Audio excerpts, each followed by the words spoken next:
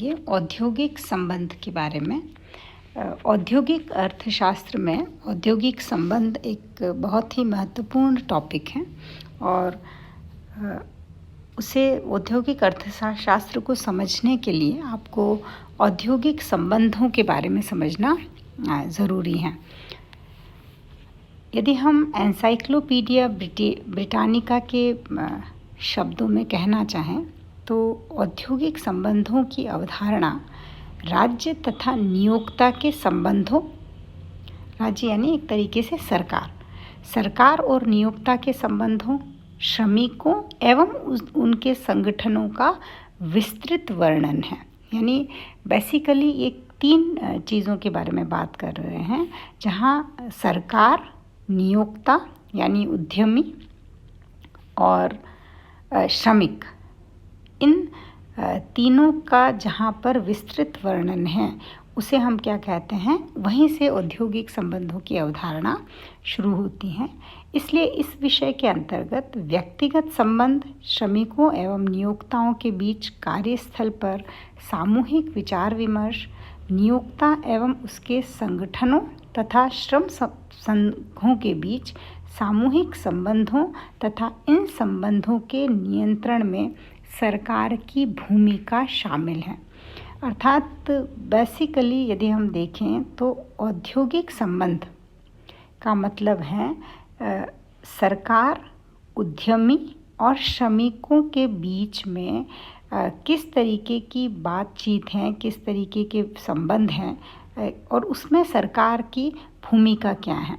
यानी उद्योगपति और श्रमिकों के संबंध में सरकार की भूमिका क्या है, यह औद्योगिक संबंधों को स्पष्ट करती हैं। इसके अलावा यदि हम डेल यूडर की परिभाषा देखें औद्योगिक संबंध के बारे में, तो औद्योगिक संबंधों से आशय प्रबंध एवं कर्मचारियों तथा कर्मचारियों और उनके संगठनों के बीच, क्योंकि कई बार हम देखते हैं कि कर्मचारी अपना एक संगठन बना लेते हैं, क्योंकि और उस आधार पर ही वो प्रबंध से बातचीत करते हैं। तो कर्मचारियों अथवा कर्मचारियों के संगठनों के बीच उन संबंधों से हैं जो रोजगार से उत्पन्न होते हैं। यदि हम टीड और मेटकाफ के शब्दों में हम यदि औद्योगिक संबंध की परिभाषा को समझना चाहें तो उससे हमारा आशय है कि औद्योगिक संबंध नियोक्ताओं, कर्मचारियों की पारंपरिक अभिवृत्तियों यानी उनके विचारधाराओं का संयुक्त परिणाम है, जिसे संगठन की क्रियाओं में न्यूनतम मानवीय प्रयत्नों एवं सहयोग की तीव्र भावना से संगठन के सभी सदस्यों के उचित हितों को लाभ में ध्यान में रखते हुए नियोजन, पर्यवेक्षण, निर्देशन और समन्वय हेतु अपनाया जाता है। यानी इस तरीके की विचारधारा और एक्टिविटीज़ जो कि इन सभी पक्षों के लिए लाभकारी होती हैं, उसे हम औद्योगिक, उस तरीके के प्रयत्न जो किए जाते हैं वो कहीं ना कहीं औद्योगिक संबंध को बताते हैं। औद्योगिक संबंधों के संबंध में कुछ महत्वपूर्ण बातें या महत्वपूर्ण लक्षण हम देख सकते हैं। वो इस तरीके से हैं कि औद्योगिक संबंध शून्य में उत्पन्न नहीं होते। इसका मतलब ये नहीं कि हमको औद्योगिक संबंधों के लिए एक प्लेटफॉर्म की ज़रूरत है। प्लेटफॉर्म क्या है? उद्योग। यानी हमेशा औद्योगिक संबंध कहाँ उत्पन्न होते हैं? जहाँ नियोक्ता और श्रमिक मिलकर साथ में काम करते हैं। यदि औद्योगिक ढांचे में जो भी रोजगार हैं, क्योंकि एक पक्ष तो रोजगार प्राप्त करना चाहता है और एक दूसरा पक्ष जो होता है वो रोजगार प्रोवाइड करवाता है या उपलब्ध करवाता है, तो दोनों पक्षकारों के यानी श्रमिक और प्रबंध के बीच में जो संबंध है, जो बात है, उसे हम क्या कह सकते हैं? वहीं पर, और वो उपस्थित होती हैं एक उद्योग में। तो उद्योग ही इसका एक प्लेटफॉर्म बनाता है जहाँ से औद्योगिक संबंधों का वातावरण विकसित होता है।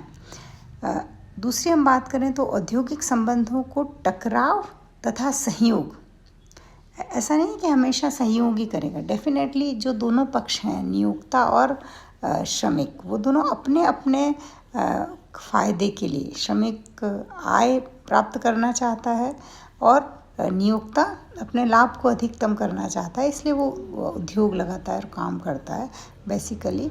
तो दोनों के जो लक्ष्य हैं वो स्पष्ट हैं, यानी उन दोनों में आपस में एक दूसरे की सहयोग की भावना रहेगी, क्योंकि उद्योग यदि ग्रो करेगा तो उसका फ़ायदा श्रमिकों को भी इनडायरेक्टली होगा और उद्योगपति को तो होगा ही। लेकिन तो ये केवल सहयोग को स्पष्ट नहीं करता है, ये संबंध आपस में टकराव भी उपस्थित होते हैं, पैदा होते हैं। क्यों? क्योंकि दोनों के हित कहीं ना कहीं टकरा जाते हैं। यदि उद्यमी केवल लाभ को अधिकतम करना अपना उद्देश्य मानता है तो ऐसी स्थिति में वो श्रमिकों का शोषण कर सकता है, मजदूरी कम दे सकता है, उन्हें ज़्यादा घंटे तक काम करने पर विवश कर सकता है। तो इस तरीके की यदि स्थितियां पैदा होती हैं तो वो टकराव का कारण बनती हैं, और ये टकराव और सहयोग दोनों ही चीज़ें मिलकर औद्योगिक संबंधों की धारणा को स्पष्ट करते हैं। इसके अलावा चूँकि श्रम और प्रबंध एक बहुत ही, जिसे कहते हो, एक बहुत ही बड़े एनवायरनमेंट में, बहुत ही व्यापक एनवायरनमेंट में काम करते हैं, जिसमें कई सारी चीज़ें होती हैं। देश की आर्थिक परिस्थिति, राजनीतिक परिस्थिति, देश में श्रम नीति क्या है। जैसे भारत की अभी जस्ट कुछ समय पहले ही श्रम नीति में काफ़ी बड़े संशोधन किए गए हैं, उसके बारे में भी हम आगे डिटेल में मैं आपको बताऊंगी। तो इस तरीके की जो ट्रेड यूनियंस हैं वो किस तरीके से काम कर रही हैं, तो ये सारी चीज़ें मिलकर औद्योगिक संबंधों के बारे में एक वातावरण तैयार करते हैं। औद्योगिक संबंधों में श्रम प्रबंध सहयोग के प्रति जो परिस्थितियां बनती हैं उसके साथ ही दोनों पक्षकारों यानी उद्यमी और श्रमिक से वांछनीय सहयोग को उजागर करने के लिए कुछ आशाएं की जाती हैं कि वो इस प्रकार का व्यवहार करेंगे, और उसमें कुछ चीज़ें तय की जाती हैं कि श्रमिकों को किस तरीके से काम करना है और उद्यमियों को किस तरीके से अच्छा वातावरण प्रोवाइड करवाना है। तो ये भी बातें सारी औद्योगिक संबंधों के अंतर्गत आती हैं। औद्योगिक संबंध कानून, नियमों, नियम विधानों, समझौतों, न्यायालयों के निर्णयों, परंपराओं तथा रीतियों और साथ ही साथ श्रम तथा प्रबंध के बीच सहयोग को सामने लाने के लिए सरकार द्वारा व्यवस्थित नीतिगत ढांचे का अध्ययन करते हैं। यानी इस सब में सबसे महत्वपूर्ण भूमिका सरकार की भी रहती है, क्योंकि यहाँ एकमात्र दोनों पक्ष तो इन्वॉल्व हैं, यानी उद्योगपति और श्रमिक ये पूरी तरीके से इन्वॉल्व हैं, लेकिन सरकार बाहर रहकर उनकी समस्याओं को सुलझाने का काम करती है। तो ऐसे में उस सरकार का यानी सरकार का, नीतियों का, कानून का बहुत ही बड़ा रोल या भूमिका औद्योगिक संबंधों में हमेशा से ही रहती हैं। अब हम बात करेंगे औद्योगिक संबंधों के उद्देश्य क्या हैं, क्यों औद्योगिक संबंधों की हम बात करते हैं और क्यों इसे समझना, इसे जानना, इसमें इंटरफेयर करना, इसे बहुत अच्छा या मजबूत बनाना एक देश की अर्थव्यवस्था के लिए, विकास के लिए और एक अच्छी परिस्थिति, अच्छे वातावरण, काम के लिए अच्छा वातावरण बनाए रखने के लिए ये सब ज़रूरी है। तो सबसे जो मूल कारण है वो तो यही है कि औद्योगिक संबंधों का उद्देश्य ही यही है कि श्रमिक और प्रबंधकों यानी उद्योगपति भी हम इसे कह सकते हैं, तो इनके बीच में अच्छे संबंध स्थापित करना।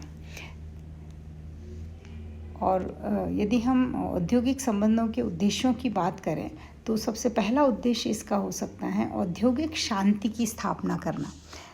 कहीं भी आप देख लीजिए